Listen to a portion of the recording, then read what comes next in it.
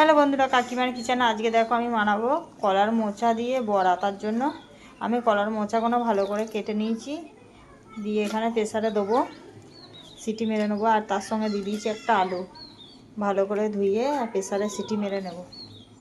দেখো আমার মোচাগুলো আমি সিটি মেরে নিয়েছি। এখানে এবার নামিয়ে জলটা ঝরিয়ে নিয়েছি। এখানে নিয়ে নিয়েছি বেসন আর লঙ্কার কুচি আর পেঁয়াজের কুচি। এবার আমি ভালো করে এটা মেখে নেবো। এইভাবে মেখে নিয়ে দেখো কড়াইয়ে তেল দিয়েছি, তেল আমার গরম হয়ে গেছে।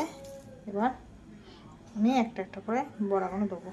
দেখো আমার কড়াইয়ে তেল দিয়ে দিয়েছি, এবার আমি একটা একটা করে সব বড়াগুলো দিয়ে দেবো, দিয়ে বড়াগুলো ভেজে নেব।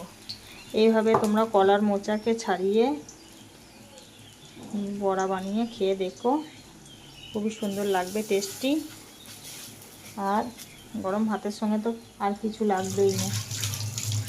যদি ভালো লেগে থাকে বন্ধুরা, চ্যানেলটা সাবস্ক্রাইব করে দিও আর লাইক কমেন্ট শেয়ার করতে ভুলো না।